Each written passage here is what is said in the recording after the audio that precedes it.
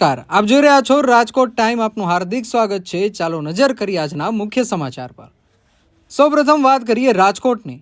રાજકોટમાં દશામાના વ્રત અને તેના નામે ફેલાતી અંધશ્રદ્ધાને લઈને વિજ્ઞાન જાથાએ સવાલ ઉઠાવ્યા. વિજ્ઞાન જાથાના ચેરમેન જયંત પંડ્યાએ દશામાના વ્રત અંગે નિવેદન આપ્યું. તેમણે કહ્યું કે દશામાનો શાસ્ત્રોમાં ઉલ્લેખ ન હોવા છતાં લોકો વ્રત કરતા હોવાનું સામે આવે છે. લોકોની આસ્થા સામે વિરોધ નહીં, પરંતુ અંધશ્રદ્ધા ફેલાવનારા તત્વો સામે વાંધો હોવાનું જણાવ્યું. માતાજીના નામે ભય ફેલાવી આર્થિક નુકસાન કરાવાતું હોવાના પણ આક્ષેપ કરવામાં આવ્યા. મૂર્તિઓ બનાવતા વેપારીઓ અને નવા વ્રતના નામે ભ્રમ ફેલાવી આર્થિક લાભ લેતા હોવાનો દાવો કરાયો. વિજ્ઞાન જાથા દશામાના વ્રત દરમિયાન સતત 24મા વર્ષે લોકોને જાગૃત કરી અને અંધશ્રદ્ધામાં લોકો આવી જાય નહીં તેના માટે અવગત કરે છે. દશામાનો 10 દિવસનો વ્રત દરમિયાન ભૂઈમાં છે, ચમત્કારો કરી મૂર્તિમાં દૂધ પીવે છે, ફળ ફ્રૂટની અંદર માતાજી દેખાય છે, તેના લગે લોકોને એકઠા કરીને એક રીતે નાણાંનો એકઠા કરે છે. બીજું પત્રિકા વિતરણ કરી માતાજીનો ભય ખોફ બતાવી અને લોકોની પાસે બાધા ટેક રખાવી જમણવાર કરાવે છે. એવાને કોલાહલ કરે, ઉન્માદ કરતા જોવા મળે છે. પરિવારના સભ્યો અને અડોસ પડોશ પણ એનાથી ત્રાસી જાય છે અને વિજ્ઞાન જાથાને માહિતી કરે છે. ગઈકાલે ચમત્કારની ઘટના, દૂધ પીવાની ઘટના હતી, તે વિજ્ઞાન જાથાના માત્ર ને માત્ર ખાલી કાર્યકરને મોકલતા બંધ કરવી પડી અને માફી માંગી લીધી હતી. તો આ પ્રકારની ધર્મના નામે કે માતાજીની આડમાં નામે લોકોને અંધશ્રદ્ધા ફેલાવે છે અને લોકોને સાથે આર્થિક લૂંટ કરે છે, તેનો વિજ્ઞાન જાથા સદૈવ વિરોધ કરે છે અને લોકોને અપીલ કરે છે કે માતાજીનું વ્રત સામે કે માતાજીની આસ્થા સામે કદી પણ વિરોધ નથી, પરંતુ તેના નામે લોકોને ગુમરાહ કરી અંધશ્રદ્ધા ફેલાવે છે અને ભાવિ પેઢી માટે નુકસાનકારક પ્રવૃત્તિ કરે છે, તેનો સદૈવ વિરોધ છે.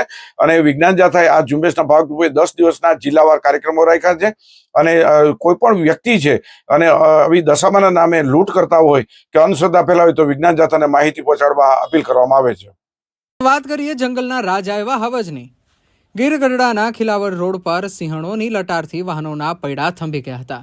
ઝરમર વરસાદ વચ્ચે રસ્તા પર વનરાણીઓની અદ્ભુત લટાર જોવા મળી.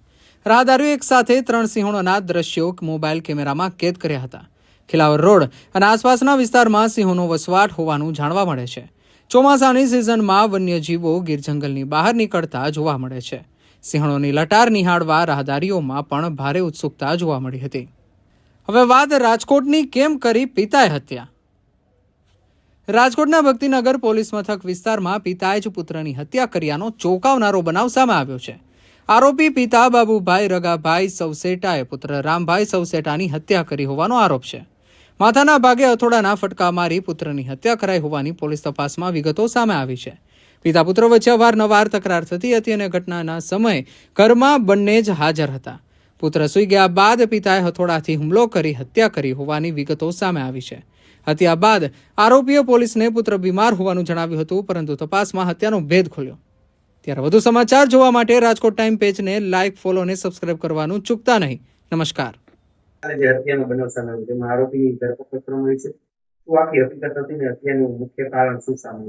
ભક્તિનગર પોલીસ સ્ટેશનમાં ગઈકાલે રોજ એક ગુનો દાખલ કરવામાં આવેલો, જેમાં આ કામના આરોપી છે બાબુભાઈ રગાભાઈ સવસેટા, જેમને પોતાના છોકરા રામાભાઈ બાબુભાઈ સવસેટાનું મૃત્યુ નિપજાવેલું અને માથામાં ભાગે હથોડો મારી મૃત્યુ નિપજાવેલું. જેનું મુખ્ય કારણ એ હતું કે બાપ અને છોકરા વચ્ચે અવારનવાર ઝઘડો થતો હતો અને આ જે આરોપી છે પિતા, એને ખરાબ ટેવ હતી, સ્ત્રી અંગત હતી ને અવારનવાર આ બંને વચ્ચે માથાકૂટો થતી હતી. એના અનુસંધાને આ રકઝકના બાદ આ ગુનું કૃત્ય કરવામાં આવેલ છે. હાલ એ તપાસ કરી રહ્યા છે. આરોપી પોલીસ કસ્ટડીમાં છે.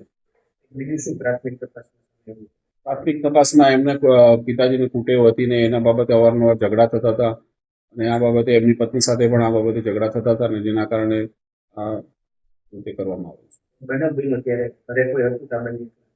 બનાવ બન્યો ત્યારે આ બંને એકલા હતા. એમની પત્ની છે, આરોપીની પત્ની, એ એના છોકરીના ઘરે ગયેલી.